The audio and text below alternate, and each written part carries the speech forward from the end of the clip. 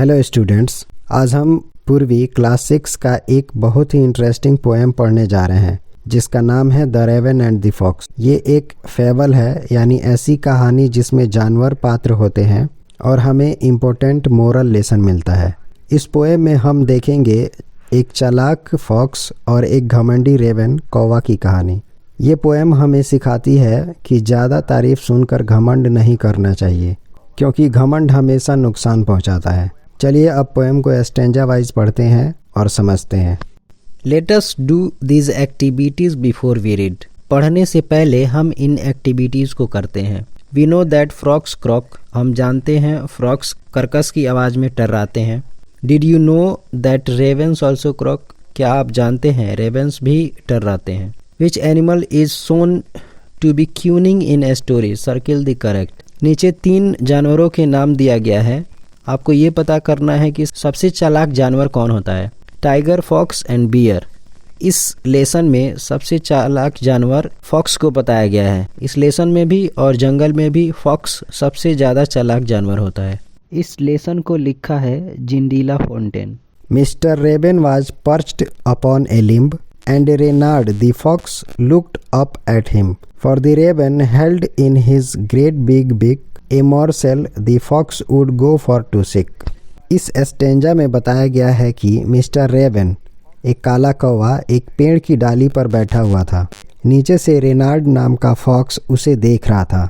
Raven के beak में यानी चोंच में एक मॉर्सेल यानी खाने का टुकड़ा था। फॉक्स को वो खाना चाहिए था और वो उसे पाने के लिए कुछ भी कर सकता था। यहाँ से हमें पता चलता है कि फॉक्स लालची और चालाक था। Said the fox in admiring tones, "My word, Sir Raven, you are a handsome bird. Such feathers, if you would only sing, the birds of these woods would call you king." इस stanza में fox Raven की बहुत ज़्यादा तारीफ करने लगता है। वो कहता है कि रेवन बहुत हैंडसम है और उसके फीदर्स बहुत सुंदर हैं। फॉक्स रेवन से कहता है कि अगर तुम गाना गा दो तो जंगल के सारे बर्ड्स तुम्हें किंग बना देंगे। फॉक्स यहाँ मीठी बातों से रेवन को बहला रहा है, क्योंकि उसे पता है कि रेवन को तारीफ पसंद है।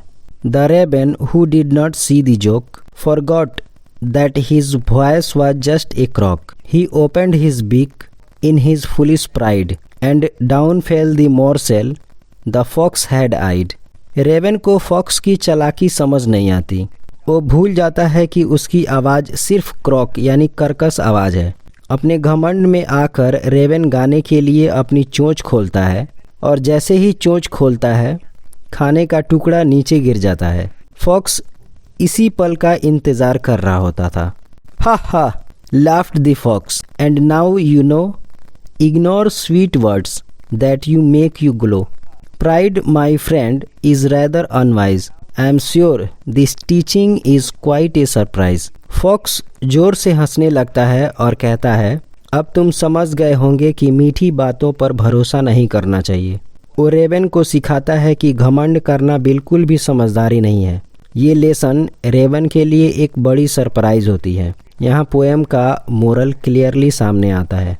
Moral of the poem. इस पोएम से हमें यह सीख मिलती है कि ज़्यादा तारीफ और घमंड हमेशा नुकसान पहुंचाता है। हमें हमेशा समझदारी से सोचना चाहिए और मीठी बातों में नहीं आना चाहिए।